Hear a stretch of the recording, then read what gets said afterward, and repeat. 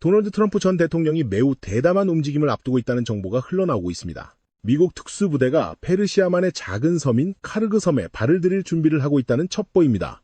지도상에서 보면 이 섬은 그저 평화롭고 조용한 산호초 조각처럼 보일지 모릅니다. 하지만 이 작은 땅덩어리는 평범한 섬이 아닙니다. 이곳은 한 국가의 원유 수출량의 90%를 처리하는 심장부이자 이미 흔들리고 있는 경제를 지탱하는 유일한 생명줄입니다. 많은 사람들이 간과하고 있는 놀라운 사실이 하나 있습니다. 이렇게 국가의 명운이 걸린 핵심 기반 시설이 생각보다 강력하게 방어되고 있지 않다는 점입니다. 그리고 지금 이 취약점이 세계에서 가장 강력한 권위주의 정권조차 얼마나 쉽게 무너질 수 있는지를 보여주는 치명적인 아킬레스건으로 떠올랐습니다.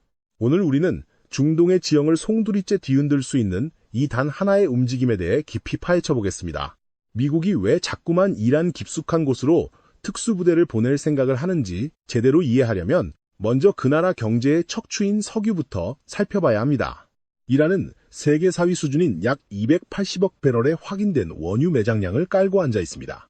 강력한 경제 제재와 끊임없는 갈등 속에서도 이들은 하루 평균 150만 배럴에서 160만 배럴의 원유를 해외로 내보내며 막대한 현금을 매일 긁어모으고 있습니다. 국제 유가가 배럴당 85달러를 오르내리는 지금, 이는 단순한 수출 이상의 의미를 갖습니다. 이 거대한 현금 뭉치는 공무원들의 월급을 주고 국민들에게 보조금을 지급하며 거대한 군사작전에 자금을 대는 보이지 않는 혈관입니다. 석유는 조용하지만 확실하게 체제를 유지하는 버팀목입니다. 만약 이 버팀목을 뽑아버린다면 정부를 지탱하는 거대한 네트워크는 순식간에 무너져 내릴 것입니다. 그런데 흥미로운 점은 이 막대한 양의 석유가 육상 파이프라인을 통해 안전하게 국경을 넘는 것이 아니라는 사실입니다. 대부분의 원유는 유조선에 실려 페르시아만을 가로지르고 세계에서 가장 위험한 길목 중 하나인 호르무즈 해협을 통과해야만 합니다. 설상가상으로 이 모든 수출 물량의 거의 전부가 단 한 곳에서 출발합니다. 바로 남부 해안에서 불과 25km 떨어진 카르그 섬입니다. 멀리서 보면 그저 고요한 바다 위의 점 하나에 불과하지만 위성사진으로 깊숙이 들여다보면 이야기는 완전히 달라집니다. 20제곱킬로미터 남짓한 거친 지형 위로 금속으로 된 거대한 산맥 같은 저장 탱크들이 솟아있고 초대형 유조선들이 정박할 수 있는 긴 부두가 깊은 바다를 향해 뻗어 있습니다. 전국 각지의 유전에서 끌어온 원유를 토해내는 지하 파이프라인과 대형 항공기가 이착륙할 수 있는 정규 규격의 활주로까지 갖춘 거대한 산업 요새입니다. 지도를 조금만 넓혀서 보면 이 섬은 바레인에 주둔 중인 미군 함대 기지와 아찔할 정도로 가깝습니다.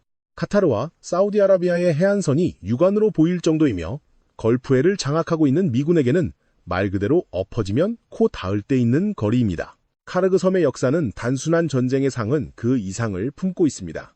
1979년 이슬람 혁명이 일어나기 전까지만 해도 이 섬의 석유 인프라 대부분은 미국 기업들이 건설하고 소유했으며 미국 기술자들의 감독 아래 원유를 퍼올렸습니다. 혁명 정부는 이 모든 것을 몰수했습니다.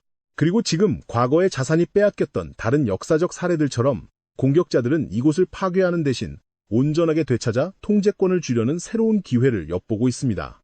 최근 다른 지역의 활주로와 레이더 지휘 통제소들이 초토화되는 와중에도 카르그 섬만큼은 기묘할 정도로 온전하게 남아 있습니다.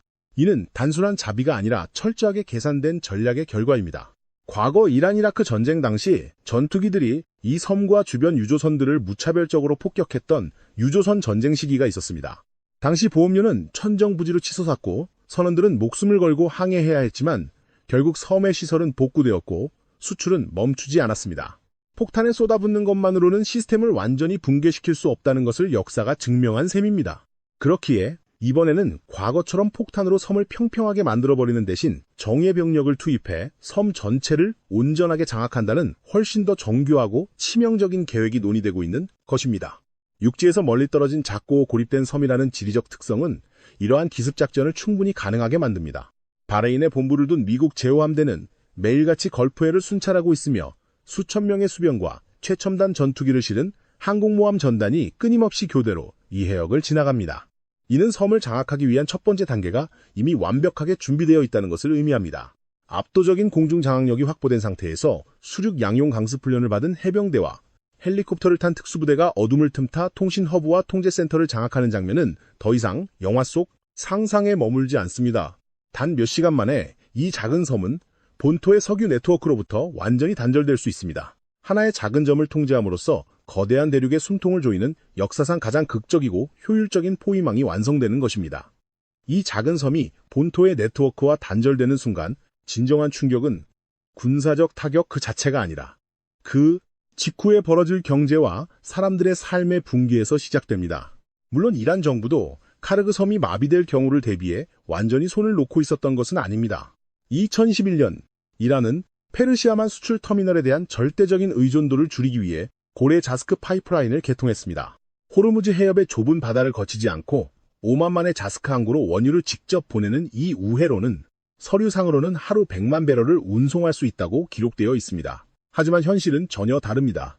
주변 인프라가 여전히 미비하고 지역적 긴장이 계속되면서 실제 운송량은 하루 30만 배럴 수준에 머물고 있습니다. 게다가 1000km가 넘는 거칠고 외딴 지형을 가로지르는 이 거대한 파이프라인은 방어하기도 매우 까다롭습니다. 단 한 번의 정밀 타격이나 감시가 소홀한 외곽 지역에서의 사보타주만으로도 원유의 흐름은 쉽게 끊길 수 있습니다. 이 파이프라인이 당장의 급한 불을 끄며 약간의 시간을 벌어줄 수는 있겠지만 카르그 섬의 압도적인 수출 물량을 대체하기에는 턱없이 부족하며 국가적 경제 압박이 폭발하는 것을 막을 수는 없습니다. 카르그 섬을 잃는다는 것은 단순히 국가의 지갑이 얇아지는 것을 넘어 지난 40여 년 동안 지도부가 국민들에게 주입해온 불패의 신화가 산산조각 난다는 것을 의미합니다. 그들은 오랜 세월 강력한 제재와 고립 속에서도 흔들림 없이 무너지지 않았다는 것을 정권의 가장 큰 정당성으로 삼아왔습니다. 하지만 외국 군대가 석유 부두를 통제하고 다른 나라의 깃발이 휘날리는 모습이 위성통신과 소셜미디어를 통해 전국으로 퍼져나가는 순간 국민들의 마음속 깊은 곳에 억눌려 있던 두려움은 거대한 분노와 의심으로 바뀔 것입니다. 당장 오일머니라는 수입원이 끊기면 평범한 가족들이 하루하루 의존하던 식량과 전기, 그리고 연료 보조금은 더 이상 유지될 수 없습니다. 물가는 걷잡을 수 없이 치솟고 화폐 가치는 바닥으로 곤두박질치며 수입기계나 의약품에 의존하던 상점들은 줄줄이 문을 닫아야 합니다. 교사와 간호사 그리고 공무원들의 월급은 기약 없이 지연되거나 삭감될 것이고 굳게 닫힌 입술 사이로 조심스럽게 터져나오는 사람들의 불만은 조용하지만 가장 치명적인 체제, 붕괴의 도화선이 될 것입니다. 사람들이 더 이상 이 시스템이 영원할 것이라고 믿지 않고 각자의 생존과 다음 단계를 준비하기 시작할 때 진정한 혁명은 이미 거리를 채우기도 전부터 시작된 것입니다. 무너지는 믿음의 파장은 결코 중동의 모래바람 속에만 머물지 않습니다. 카르그 섬의 함락은 머나먼 우크라이나에서 힘겨운 소모전을 벌이고 있는 러시아의 전쟁 기계에도 치명적인 타격을 입히게 됩니다. 수년 동안 블라디미르 푸틴 러시아 대통령은 상대방의 방어망을 뚫고 도시를 타격하기 위해 이란산 무인기와 미사일에 크게 의존해왔습니다.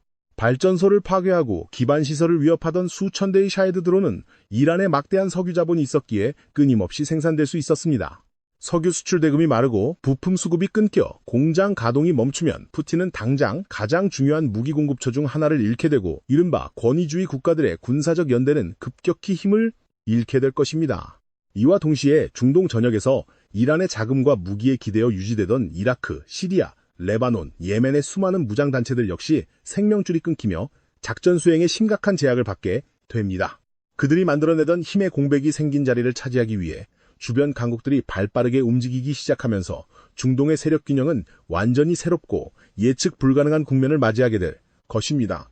그리고 이 거대한 나비 효과는 결국 전 세계 평범한 사람들의 일상으로 거침없이 밀려옵니다. 글로벌 석유 공급망에서 수백만 배럴의 원유가 순식간에 증발해버리면 국제 유가는 단기간에 배럴당 10달러에서 20달러 이상 무서운 속도로 폭등할 수 있습니다. 이 충격은 텔레비전 뉴스나 금융시장의 숫자에만 머물지 않습니다. 대한민국 서울 한복판에 있는 주유소의 휘발유 가격이 매일같이 치솟고 항공사들은 막대하게 불어난 제트 연료비를 만회하기 위해 여행객들의 항공권 가격을 올릴 것입니다. 해운 회사와 화물 트럭들의 늘어난 운송비는 고스란히 유통업체로 전가되어 결국 우리가 매일 방문하는 대형 마트의 식료품부터 최신 전자기기 그리고 일상적인 생필품의 가격표가 일제히 바뀌게 됩니다. 퇴근길에 주문하는 배달음식의 수수료가 인상되고 대중교통 요금이 들썩이는 등 전방위적인 물가 상승의 압박은 가계 경제의 숨통을 서서히 조일 것입니다. 페르시아만의 아주 작은 섬에서 시작된 지정학적 충격파가 아시아와 유럽, 그리고 북미 대륙을 넘어 당신의 저녁 식탁 위까지 도달하는 데는 그리 오랜 시간이 걸리지 않을 것입니다. 하지만 이 모든 경제적 연쇄 반응이 우리가 마주할 최악의 시나리오는 아닙니다. 이라는 자신의 가장 중요한 생명줄이 외세에 의해 끊기는 것을 결코 가만히 지켜보지 않을 국가입니다. 수십 년 동안 그들은 정규 해군의 군함수를 1대1로 맞추는 정면 승부 대신 혼란과 불확실성을 극대화하는 비대칭 전력에 집중해왔습니다. 호르무즈 해협의 좁고 복잡한 바닷길을 따라 쾌속정들이 빠르게 치고 빠지는 전술을 구사하며 해안선 곳곳에 숨겨진 포대에서는 거대한 군함들을 겨냥한 미사일이 언제든 불을 뿜을 준비를 마친 상태입니다. 바다 밑으로 예고 없이 흩뿌려지는 기뢰들은 전 세계 무역 항로의 목줄을 순식간에 조일 수 있는 치명적인 무기입니다. 과거 1980년대 유조선 전쟁 시기에 이미 뼈저리게 증명되었듯 아주 작은 상선 하나만 공격을 받아도 해운 보험료는 즉각적으로 천정부지로 솟구치고 글로벌 물류는 거대한 마비 상태에 빠지게 됩니다. 여기에 더해 물리적인 타격뿐만 아니라 보이지 않는 전선에서의 사이버 공격은 항만의 복잡한 운영 시스템과 유조선의 자동 항법 장치를 먹통으로 만들어 단 한 발의 총성 없이도 전 세계 공급망의 거대한 혼란을 야기할 능력을 갖추고 있습니다. 이러한 갈등의 불씨는 페르시아만 바다를 넘어 홍해와 중동 전역으로 무섭게 번져나갈 것입니다. 이란의 강력한 지원을 받는 예멘의 후티 반군이 드론과 정밀미사일로 상선들을 다시 위협하기 시작하면 전 세계 물동량의 12%가 지나는 핵심 항로가 또다시 닫히게 됩니다. 이로 인해 식량과 필수 구호물자의 수송이 지연되면 가뜩이나 고통받는 무고한 수백만 명의 사람들이 끔찍한 기아에 직면하는 인도주의적 재난이 걷잡을 수 없이 확산될 것입니다. 이보다 더 두려운 가능성은 벼랑 끝에 몰린 지도부가 결국 핵개발이라는 금단의 선을 넘을 수 있다는 점입니다. 국가의 주력 수입원을 잃고 더 이상 잃을 것이 없다고 판단한 그들이 지하 깊숙한 벙커에서 우라늄 농축을 무기급으로 끌어올리라는 명령을 내린다면 상황은 통제 불가능한 핵 위기로 치닫게 됩니다. 이는 사우디아라비아나 아랍에미리트 같은 주변 국가들의 연쇄적인 핵무장 경쟁을 촉발할 수 있으며 이를 막기 위한 강대국들의 선제 타격이 이루어질 경우 치명적인 방사능, 유출이라는 돌이킬 수 없는 재앙을 부를 위험이 너무나도 큽니다. 그리고 군사작전이 성공하여 섬을 통제하게 되더라도 결코 피하고 싶은 끔찍한 결말이 하나 더 남아 있습니다. 만약 섬을 방어하던 군대가 궁지에 몰려 후퇴하면서 적에게 아무것도 남기지 않겠다는 철저한 초토화 전술을 선택한다면 어떻게 될까요? 거대한 원유 저장 탱크에 의도적으로 불을 지르고 바다 밑으로 연결된 굵은 파이프라인에 폭약을 설치해 연쇄 폭파시킨다면 걸프의 역사상 유례를 찾아볼 수 없는 최악의 원유, 유출 사태가 발생하게 됩니다. 따뜻하고 얕은 바다를 타고 끈적하고 검은 독성 기름띠가 무서운 속도로 퍼져나가며 수시간 내에 수많은 바다새와 해양 생물들의 숨통을 끊어놓을 것입니다. 생태계의 보고인 산호초와 맹그로브 숲이 돌이킬 수 없이 파괴되는 것은 물론이고 바다 밑바닥까지 가라앉은 찌꺼기들은 수세대에 걸쳐 인근 국가들의 어업 생태계를 완전히 황폐화시킬 것입니다. 무엇보다도 해안가에 밀집한 거대한 해수, 담수화 공장들의 가동이 전면 중단되면서 수백만 명의 평범한 사람들이 당장 마실 깨끗한 물조차 구하지 못하는 끔찍한 생존의 위협에 직면하게 됩니다. 군사적이고 전술적인 승리가 자칫 전 인류와 자연이 감당해야 할 막대한 환경적 재앙으로 둔갑하는 비극적인 순간입니다. 결국 카르그 섬은 현대의 지정학이 품고 있는 가장 기묘하고도 위험한 역사를 우리에게 보여주고 있습니다. 지도 위에서는 아주 작고 고립된 목표물처럼 보이며 단숨에 제 앞에 전쟁의 판도를 바꿀 수 있을 것 같은 환상을 심어줍니다. 하지만 실제로는 이 작은 점 하나가 거대한 권위주의 체제의 생존을 좌우하고 글로벌 에너지 시장의 심장 박동을 통제하며 나아가 중동의 평화와 지구의 생태계까지 한순간에 파괴할 수 있는 거대한 뇌관입니다. 오늘날의 전쟁은 더 이상 국경선 안에서 총칼로만 치러지는 것이 아닙니다. 지구 반대편에 아주 작은 섬 하나가 멈추면 전 세계 사람들의 지갑이 얇아지고 우리가 매일 마시는 물과 숨쉬는 공기마저 치명적으로 오염될 수 있는 거미줄처럼 깊게 연결된 시대를 우리는 살아가고 있습니다. 과연 적국의 붕괴라는 하나의 거대한 전략적 우위를 점하기 위해 전 지구적인 경제 위기와 돌이킬 수 없는 생태계 파괴라는 어마어마한 판돈을 거는 것이 진정으로 가치 있는 선택일까요? 이 작지만 너무나도 무거운 섬이 던지는 묵직한 질문에 대해 여러분은 어떻게 생각하시나요?